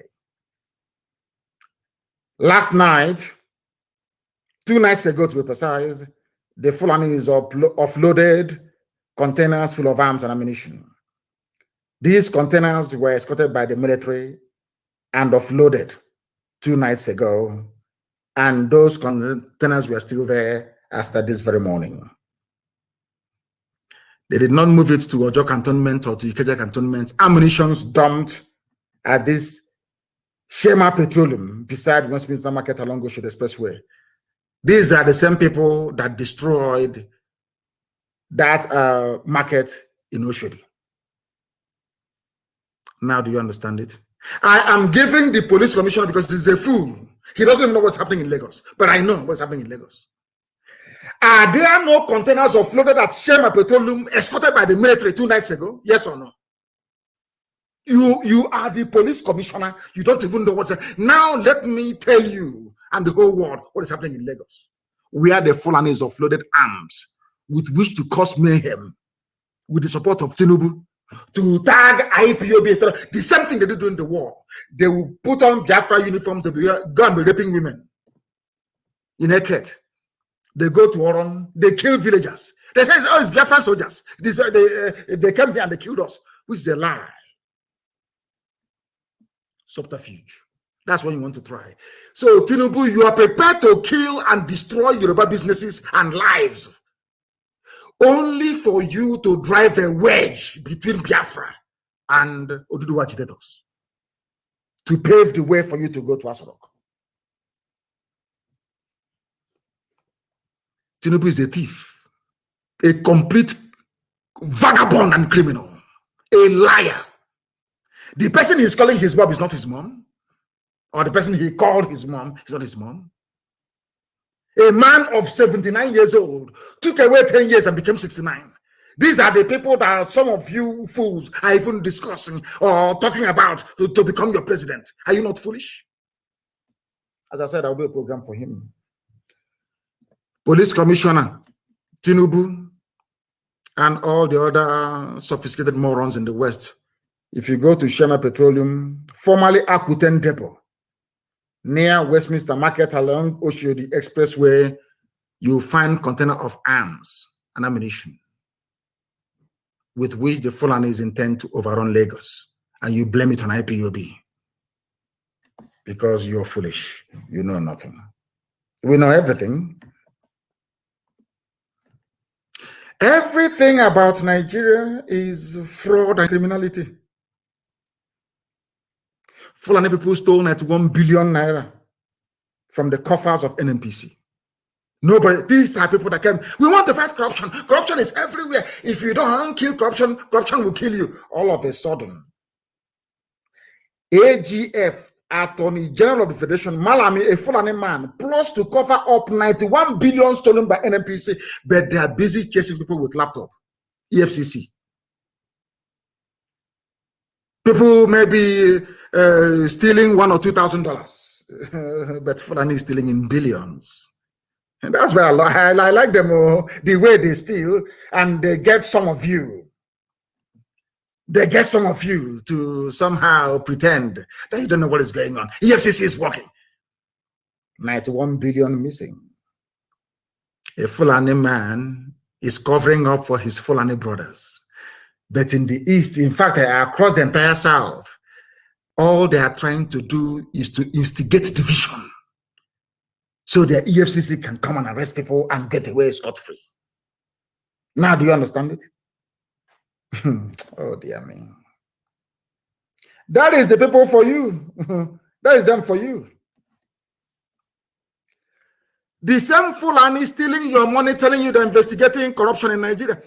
The same DSS telling you, oh, we are working to keep our country safe, are the same people giving arms to bandits. So that when they get the ransom, they split it. And you're telling me that people are well, that you people are normal. Bandits reveal how they receive weapons from SSS agents and split the ransom in Nigeria. Tomorrow now, so DSS now do something. They are part and parcel of the criminal enterprise called Nigeria. They are supplying their people with helicopters. 2 nights ago, at Shema Petroleum in Oshodi, they offloaded 2 containers full of ammunition. The Nigerian army are the people supplying terrorists to kill all of you. Then you wake up in the morning and you say, oh, I'm a Nigerian. I believe in one Nigeria. Do you know that General Abdul Salami Abubakar has been linked with Fulani bandits and terror groups? He came out to say, oh, it's frivolity. Don't associate me with that. But we remember all of you saying that an attack against Boko Haram is an attack against the North. And Abdul Salami Abubakar, why should you not be blamed? You're a suspect. Do you know that Nigerian military helicopter were supplying bandits with arms inside Niger State? The same army that they claim are coming to the East to re-strategize on how to bring peace. Come now, you're going to die there. How many people are you going to abduct? How many will you abduct? I'm asking you. You're wasting your time. You're fighting a losing battle. Go and look at the history of nationalist movements all over the world. You don't defeat them. Eventually, they will be free. Eventually, we are going to be free. Why do you think that Abdul Salami Abubakar was fingered in the help or the supplies to Fulani bandits and terrorists in Niger State? Because he is the cause of your problem today with his 1999 constitution. You know, I don't believe in all these movements to destroy the 1999 constitution because the Fulani will never ever listen. They will never ever listen. Never. That is why we must be very, very careful as to how we proceed. Abdul Salami Abubakar, you gave the zoo 1999 constitution that was a military decree number 24 of 1999. Nobody, I think, Nyanwodo sat down and explained this whole constitutional garbage to the whole of you, to some of you that paid attention to him.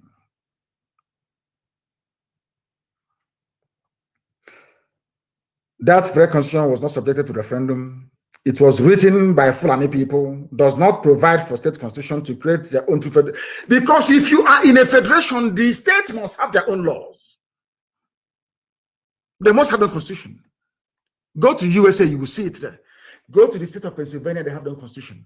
Governing Pennsylvania. After all, you wanted to copy what a white man did in America. And of course, in keeping with our way of life in Africa, everything is upside down. Now, let me tell you why Abdul Salami Abubakar is a suspect.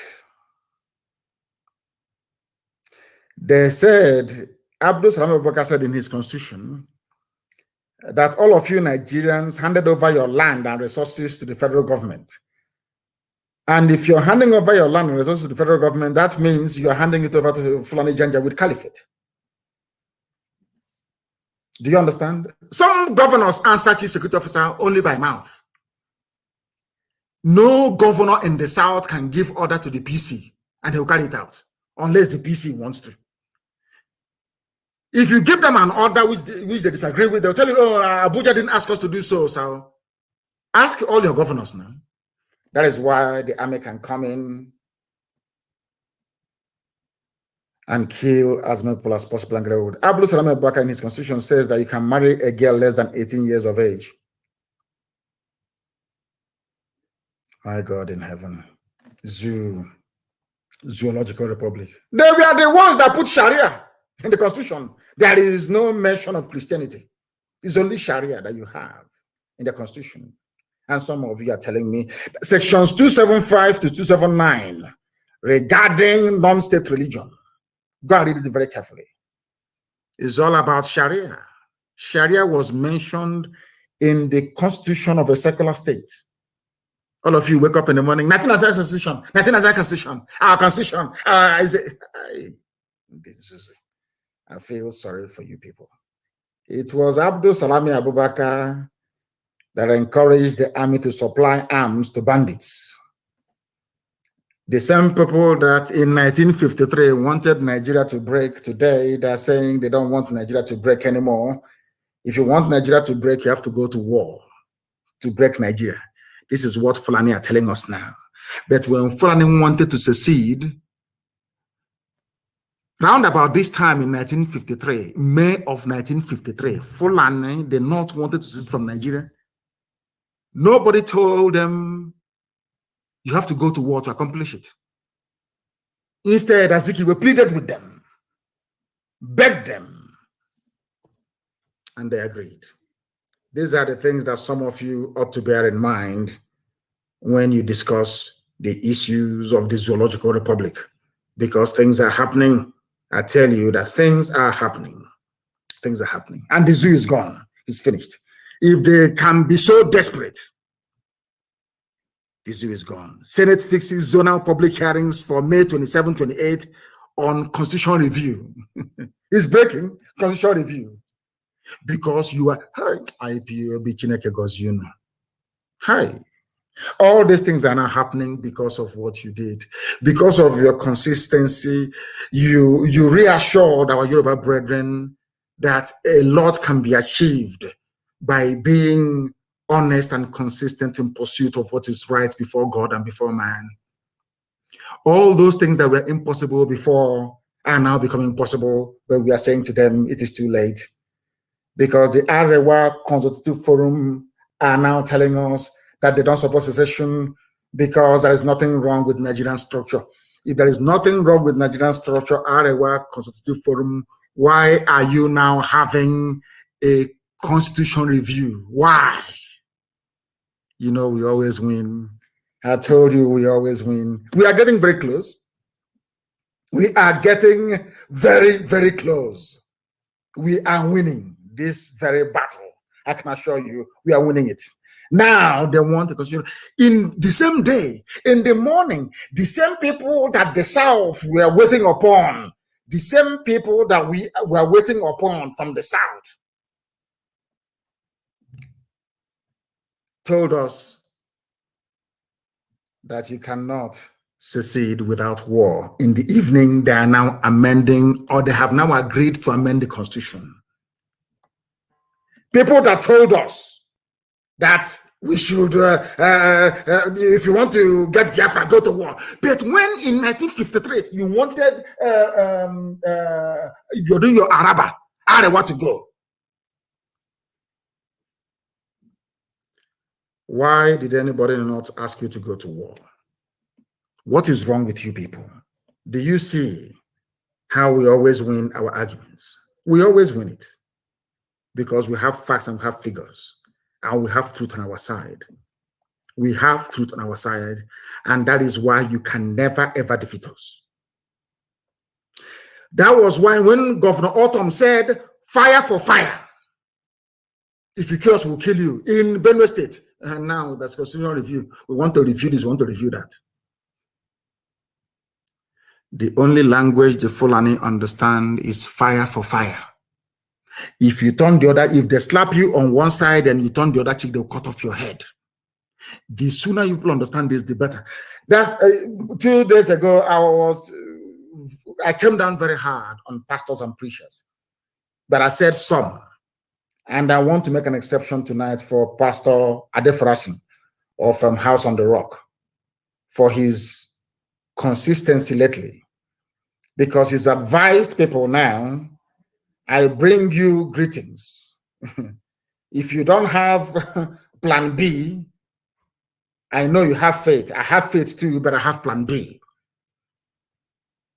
With technology, I can speak to you from anywhere in the world. Get yourself a plan B, whether it's an Okada to take you to Cameroon or flying boat to Semi-Border, a hole in the ground, a bunker as we call it. Just get yourself a plan B, because these people are crazy. They are nutters, the whole bunch of them. And watch the signs, because it can happen. Just like this, he snapped his fingers. The collapse of the zoo. And he went on to criticize the 1999 Constitution. That should tell you all you need to know about the damnable zoological republic. And the reason why all of us right now must rise up in unison across the South to say enough is enough. That is the only language the Fulani understand.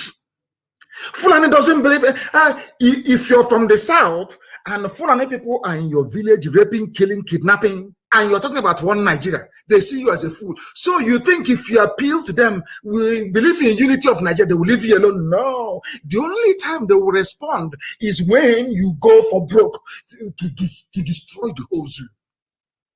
They start panicking. That is why today they have announced a constitutional review, because of this same family of IPOB, because we are not going to give up. They understand it very well. We are not giving up. We are not giving up. Not now, not tomorrow, not ever. And I want to state tonight that IPOB do not carry any arms. I want to make it very clear. ESN do carry arms, but can never ever attack any civilian population. It's impossible, not in our land. Our job is to protect lives and properties. Our problem is with the caliphate, capture the Fulani Republic of Nigeria, and not with indigenous people anywhere in Nigeria.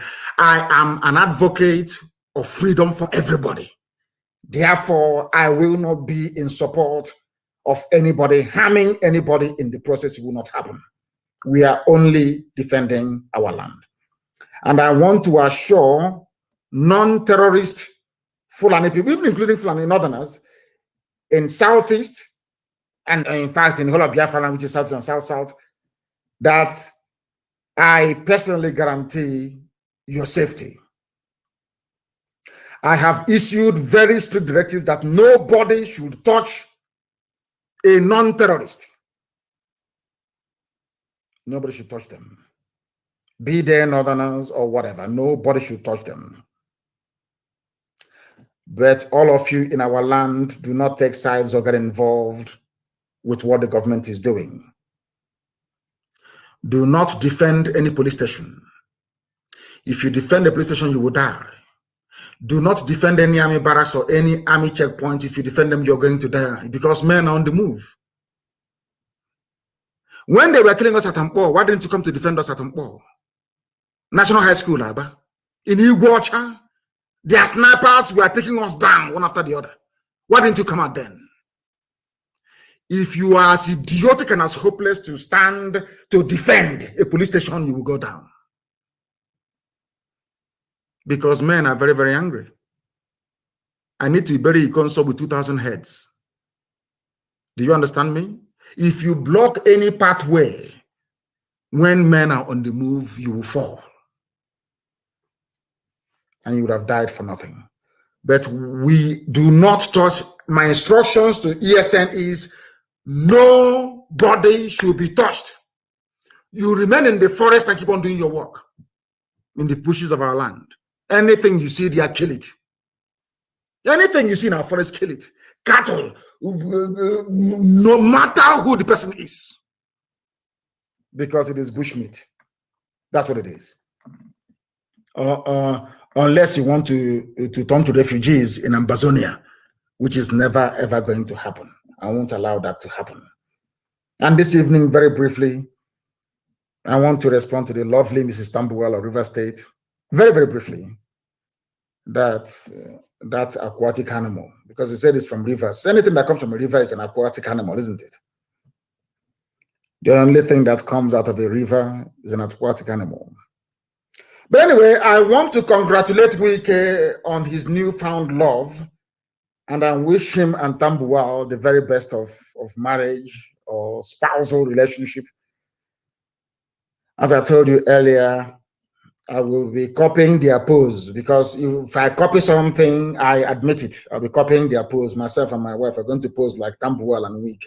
You know, when you're in love, we can even renew our vows. You know, and the pose was very, very nice. I understand, Wike, you are always under the influence of drugs and alcohol, perhaps to numb the pain you go through every night. But we must proceed. I also do understand that wearing pampers at your age may be very, very hurtful, but I will take my time to explain things to you the way you'll be able to understand it. Because you came out and you made a statement that rivers can succumb to secessionist agenda. And I want to let you understand that when a referendum is conducted, I'm sure by the morning you'll be going to cast your vote either for Nigeria or for Biafra. Your eyes, I mean, whatever drugs you may have taken the previous night would have cleared. You only have one vote. You do not speak for the people. You only have one single vote. And it's a shame that Fulani people are even in your village, preventing our mothers from going to the farm.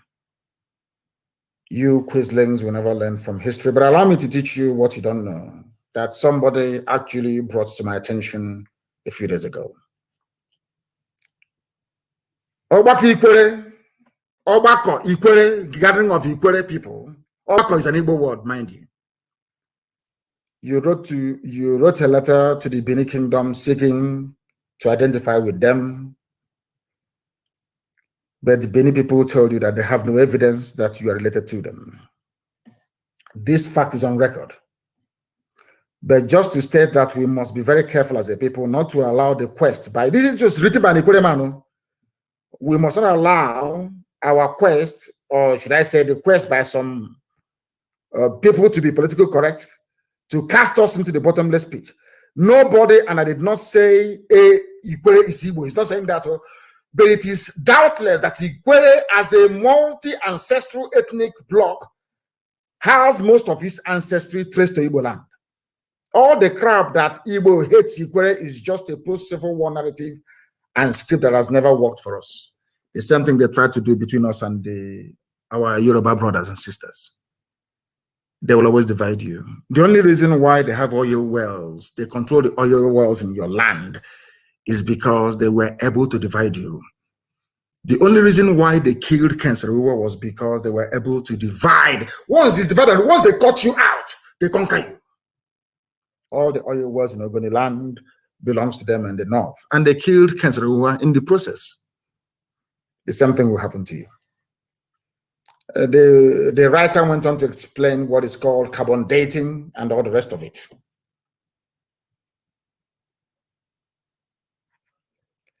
And I want you to understand this. There is something called carbon dating. Carbon dating, I'm sure you know what it is. It is there for us to apply further beyond rabble rousing, according to Livingstone, who wrote this very brilliant piece. Let us look at it this way. What is Bini about Ikwere? Bini people denied any link with Ikwere. It is on record. Ironically, Elele people are in court in Bini claiming that they own Bini and not the other way. They claim strongly that they were in the land of Bini as owners before the arrival of Bini people, which is correct, of course, Igoromigodo. The war between Oba and the Idu people that led to migration. Even present day Ihiala came from Igoromigodo land. Are you also aware that a lot of prominent Ikwere people that have traced their ancestry to Ungwa, to Aro, in Igbo land. Are you aware that Ohaji in Imo State is an Ikwere clan? Ohaji in Imo State is Ikwere clan. Part of Ohaji is in River State. Part is in Imo State. The same family. They cut them into two. I want to educate the idiot. Are you aware that Ohaji in Imo State is an Ikwere clan, which Professor Otinti affirmed in his book, History of Ikwere, Volume 1? Do you know about Ikwere in Imo State?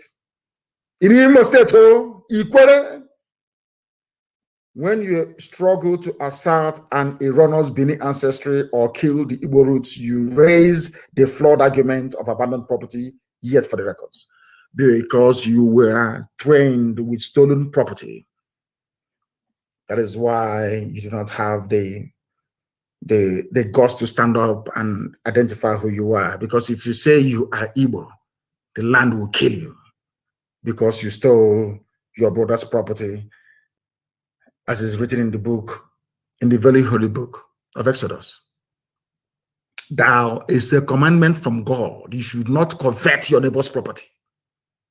You think they don't know? Those of them, I mean, but I'm not Igbo. Because it is in the scriptures. Thou shalt not covet your brother's property, nor take his wife. You cannot do it. It's a commandment from God, a commandment from Elohim. That's what you're running from, because you stole properties during and after the war. The shame is too much for you to bear. So the only thing for you to do is to remove yourself. Now let me continue. Mrs. Tambuwal, if your cocaine can allow you to reason through what I'm saying tonight. Sir Jackson MPI, first and last Ikwere to be conferred with knighthood of the Order of the British Empire, OBE, by Queen Elizabeth II of England in 1960, identified himself as an Igbo man. He was a knight of the realm. Maybe you don't know him, Sir Jackson MP, because the only history you learn is from Hennessy, cocaine, and the face of Tambuwal. Or maybe sleeping on your back. Let me not go too far. He is from the ancient kingdom of Isiokbo. Sir Mpi works tirelessly for Igbo advancement. Are you listening? I'm sure you've heard of Dr. Obi Wale, the first Ikwere PhD holder. He was a senator and university lecturer. He was also the only Ikwere in the 1978 Constituent Assembly, where he was elected as one of the 50 wise men that drafted the 1999 Constitution. The great Dr. Wale identified fully with his Igbo heritage and was killed because of it. Maybe that is your fear. He didn't stop there. I'm sure you know about Okobule Wanade, which is Wanade in Imo State. Wanade, as we say where we come from. The first Ikwere registrar of any university. First and only Ikwere poet and paramount title holder of Eze Ohia Meru, where you have present-day Comprehensive College in Borokri, was his ancestral home before the British vacated them. In fact, our problem started with the British. They came to Borokri and took all of us away. That's an evacuation by force. One or they remained a respected member of Nzuko Igbo and Ohaneze Igbo to the end of his life. Are you listening? Cocaine snorter, are you listening, Mrs. Tambuwal? You remember Emmanuel Aguma, who was the former mayor of Iguacha, Port Harcourt, as principal of St. John College in Diobu. He was the first Ikwere to head any college.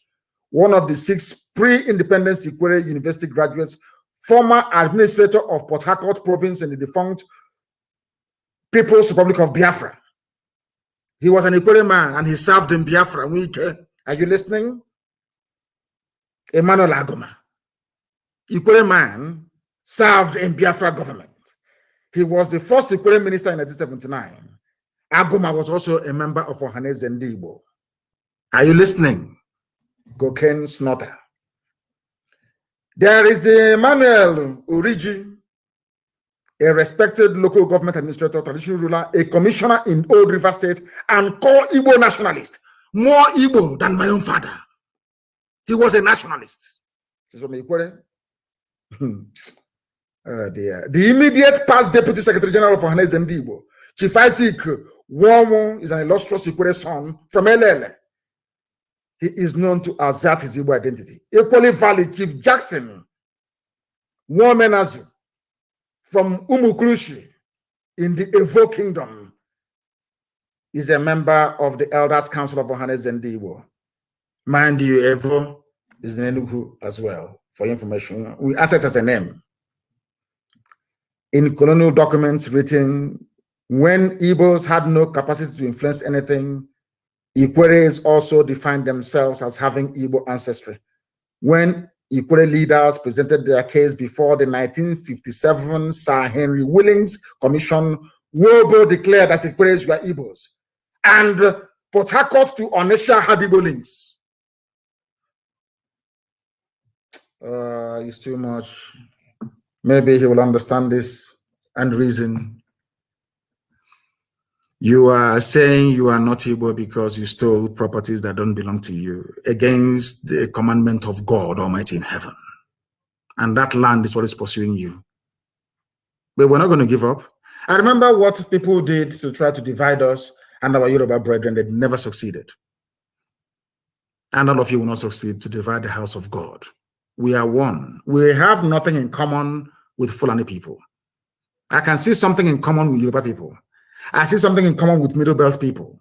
I see something in common, even to an extent, with even Hausa people. But I have nothing in common with Fulani people. Absolutely nothing. They are not from our land. They're not indigenous to any space in Nigeria. They are from God knows where. And out of fear, your criminality and cowardice, you're allowing them to lord it over us. Maybe because of Tambua. You know, love can do anything. You know, love is blind.